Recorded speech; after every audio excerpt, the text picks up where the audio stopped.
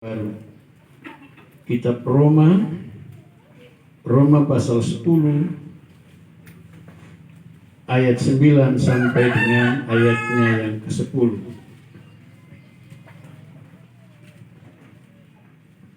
Kita akan baca bersama-sama bagian firman Tuhan ini. Roma pasal 10 ayat 9 sampai 10. Kita baca bersama, kita mulai. Sebab jika kamu mengaku dengan mulutmu bahwa Yesus adalah Tuhan dan percaya dalam hatimu bahwa Allah telah membangkitkan Dia dari antara orang mati, maka kamu akan diselamatkan. Karena dengan hati orang percaya dan dibenarkan, dan dengan mulut orang mengaku dan diselamatkan. Demikianlah firman Tuhan untuk kita. Amin. Selamat siang Bapak Ibu. Selamat siang. Apa kabar semua? Baik, sehat. Baik-baik kah? Coba senyum sedikit kah? Baik tapi tidak senyum karena ditutup masker. Senyum Jadi ini baik betul kah? Baik tidak betul saya juga tidak tahu. Tapi coba kita beri senyuman seorang dengan yang lain. 1 menit. Saya beri kesempatan untuk Bapak Ibu. 1 menit. Buka masker.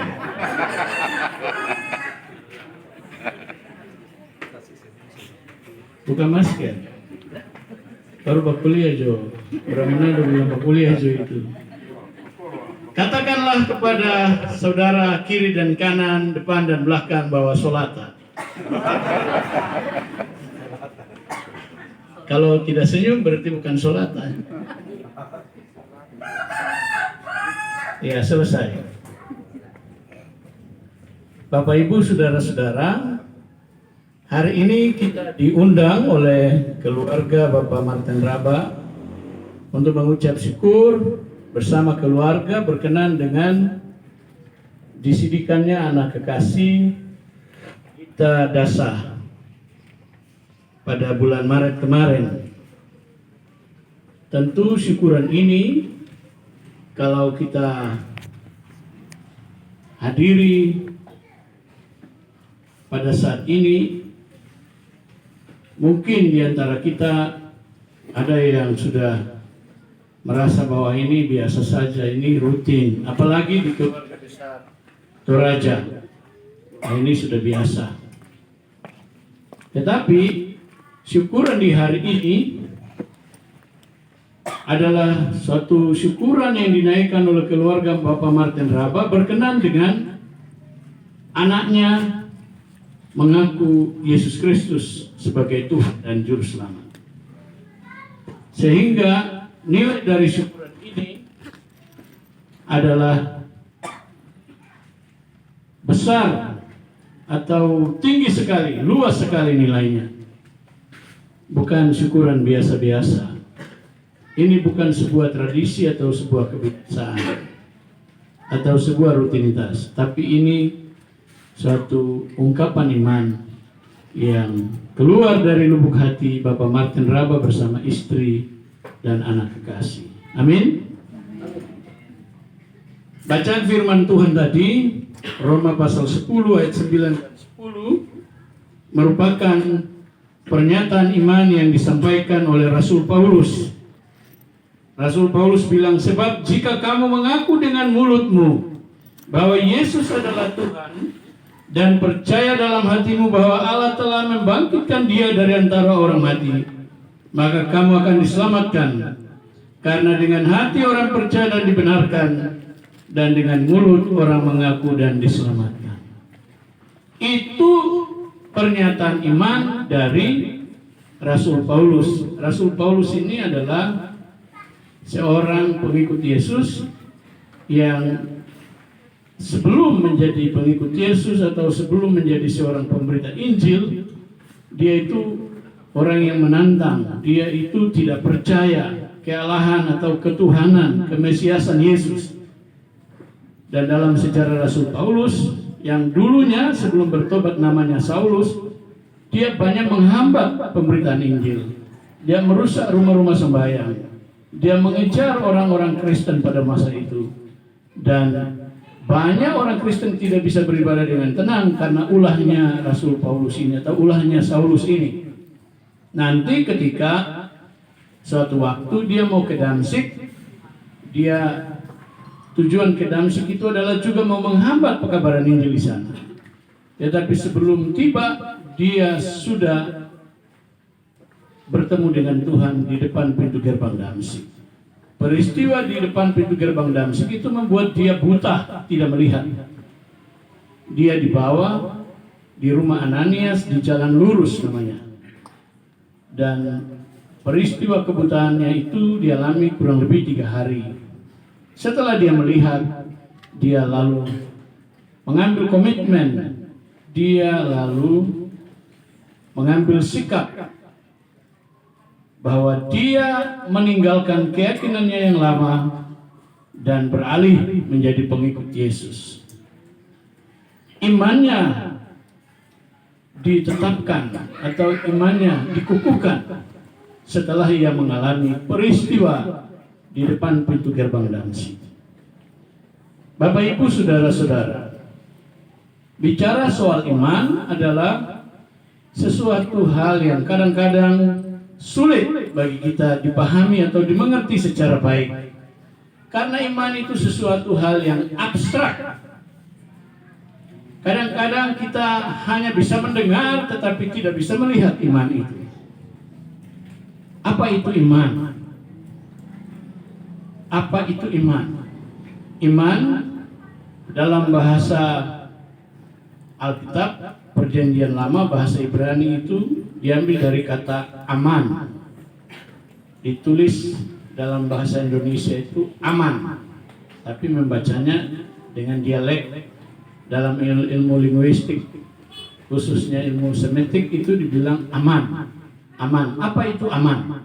Aman itu artinya percaya kepada sesuatu hal dan yakin bahwa sesuatu hal itu dapat melakukan apa yang kita mau. Itu aman dalam bahasa Perjanjian Lama. Kalau dalam bahasa Perjanjian Baru, bahasa Yunani, kata iman itu diambil dari kata pisteo atau pistis, atau juga pistin.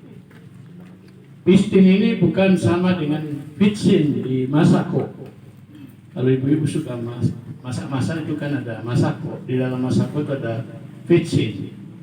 Kita tidak bicara vitsin, tapi kita bicara soal iman.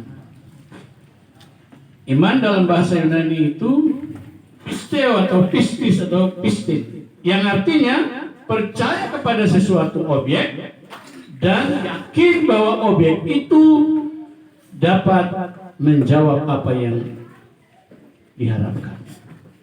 Jadi dalam pengertian Perjanjian Lama bahasa Ibrani aman dan Perjanjian Baru pisteo atau pistis itu sama saja. Percaya kepada sesuatu dan yakin sesuatu itu bisa melakukan atau menjawab apa yang dikehendaki. Jadi bicara soal iman itu bicara bukan percaya saja, tetapi kita bicara soal keyakinan bahwa yang kita percaya itu dapat melakukan sesuatu. Itu iman. Ada banyak orang Kristen yang berbicara soal iman itu sebatas, oh saya percaya Yesus, saya percaya Tuhan yang namanya Yesus, tetapi dalam kenyataannya dia tidak yakin bahwa apa yang dia percaya itu mampu melakukan atau mampu menjawab apa yang dia butuhkan. Itu bukan iman. Iman itu ada tanda panahnya. Jadi saya bisa memberi simulasi seperti ini. Iman itu antara saya dengan Tuhan dan Tuhan dengan saya. Jadi tanda panahnya dari saya ke Tuhan dan tanda panah dari Tuhan ke saya. Bukan saya hanya ke Tuhan, tapi Tuhan ke saya juga. Itu iman. Artinya, kalau saya percaya Tuhan Yesus itu juru selamat saya, maka saya juga harus percaya bahwa Tuhan Yesus yang namanya itu juru selamat atau Mesias, anak Allah, dia mampu melakukan apa yang saya mau. Itu baru iman. Ada orang Kristen ini percaya Yesus, tapi percayanya setengah saja. Terbukti percaya Yesus, tapi masih percaya roh-roh yang lain atau kuasa-kuasa yang lain. Saya percaya Yesus, tapi kalau sakit, tete ini, tete itu. Kalau punya masalah, cari jalannya tidak kepada Yesus, tapi kepada kuasa lain. Amin. Itu bukan iman. Iman itu adalah percaya kepada Tuhan dan yakin bahwa Tuhan akan melakukan apa yang kita mau, apa yang kita kehendaki. Bukan menurut waktu dan cara atau kehendak Tuhan, tapi kehendak kita, tapi waktu dan cara Tuhan sajalah yang terjadi. Kata iman ini kemudian dalam tradisi gerejawi kita kenal ada beberapa bahagian yang meneguhkan iman itu. Yang pertama, baptis. Baptis itu dalam gereja dikenal ada dua bentuk, baptisan selam, baptisan percik. Baptisan anak, baptisan orang dewasa. Walaupun di dalam sejarah gereja, baptisan ini menjadi perdebatan di kalangan gereja-gereja itu sendiri, tetapi yang penting dalam suatu baptisan itu adalah bukan cara, tetapi nama yang dipakai dalam pembaptisan itu. Dalam sejarah gereja dikatakan ada baptis anak, ada baptis dewasa. Kita gereja yang mempraktekkan pembaptisan anak, pada waktu anak itu dibaptis, yang ditanya adalah orang tua dari anak itu, dan yang menjawab adalah orang tua anak itu. Anak itu belum mengerti apa-apa. Dia belum paham tentang apa sesungguhnya iman. Hanya orang tuanya saja.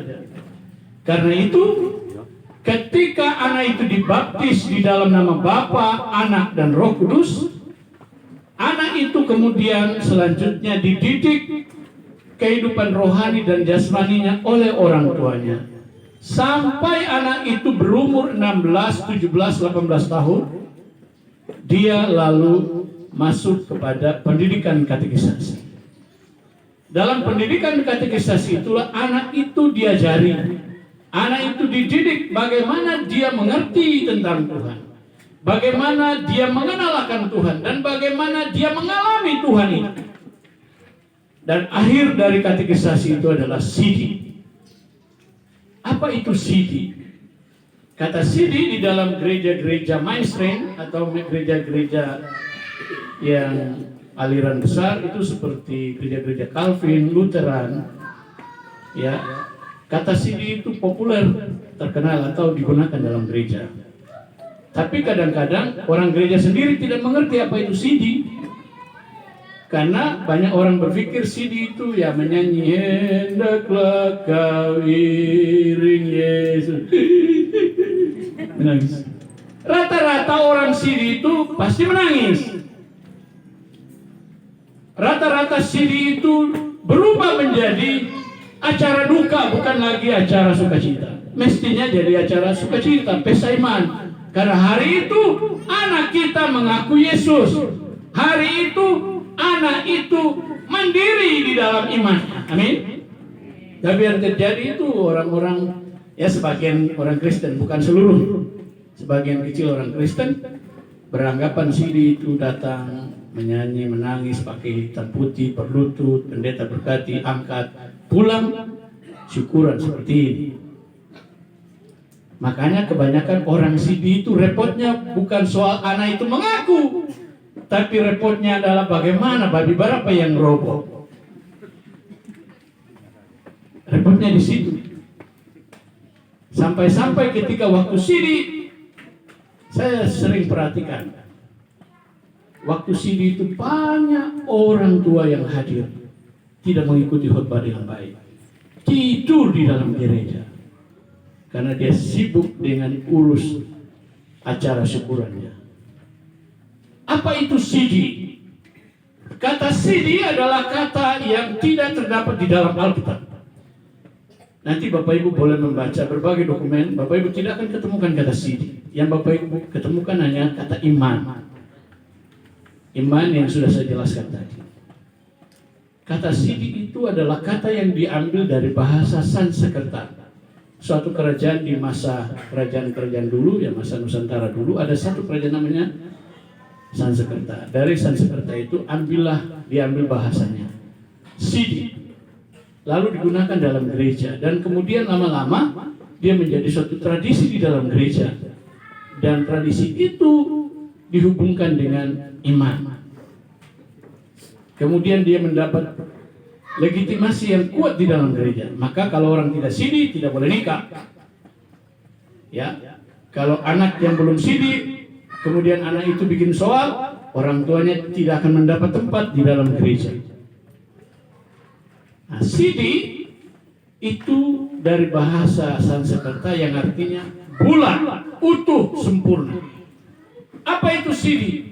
Sidi itu artinya bulat, utuh, sempurna. Apa itu yang bulat? Apa yang sempurna? Apa yang utuh? Iman kepada Yesus, keyakinan kepada Yesus harus sungguh-sungguh bulat, harus sungguh-sungguh sempurna, utuh.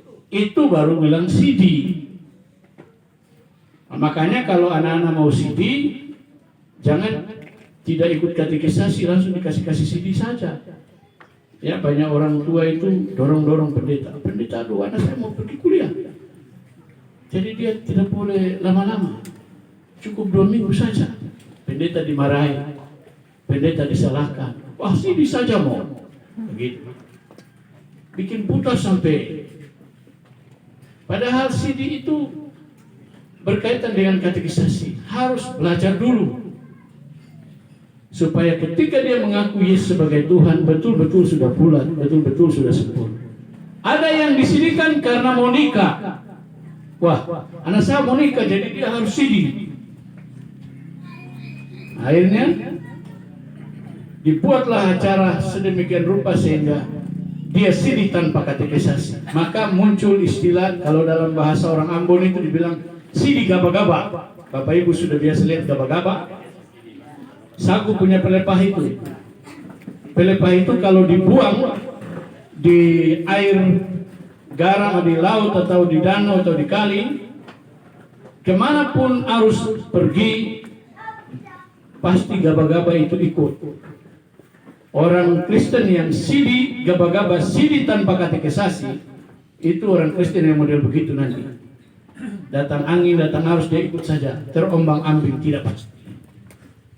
Hari ini kita diundang oleh keluarga bersama dengan anak kekasih mensyukuri kasih Tuhan karena anak ini sudah sidi. Berarti imannya sudah bulat, imannya sudah utuh. Maka dia telah mengaku di hadapan Tuhan dan jemaatnya. Sidi bukanlah akhir dari perjalanan iman orang Kristen. Sidi bukanlah akhir dari pengakuan seseorang menjadi pengikut Yesus. Tapi sidi merupakan awal bagi seorang pengikut Yesus menjalani hari-hari hidup yang penuh tantangan, penuh persoalan. Dalam dogma atau dalam ajaran Kristen, kita kenal bahwa ketika anak itu baptis, maka selama anak itu belum sidi, orang tua mempunyai tanggung jawab dalam membina anak itu, baik jasmani dan rohaninya. Tapi ketika anak itu sudah mengaku Yesus sebagai Tuhan, maka kehidupan rohani anak itu menjadi tanggung jawabnya sendiri. Sekarang pertanyaan bagi Bapak Ibu dan saya ini sudah sidikah? Khusus yang Kristen. Kan ada baptis dewasa, baptis anak. Baptis dewasa, baptis anak. Baptis anak ujungnya sidi. Baptis dewasa juga sudah sidi di dalamnya. Karena apa? Karena waktu baptis dewasa itu ditanya dulu, baru jawab, baru dibaptis. Betul tidak ya? Betul tak Bapak Ibu? Tidak ada baptis dewasa yang dilakukan tanpa pendeta tanya, saudara sudah bersedia, sudah siap jadi pengikut Yesus?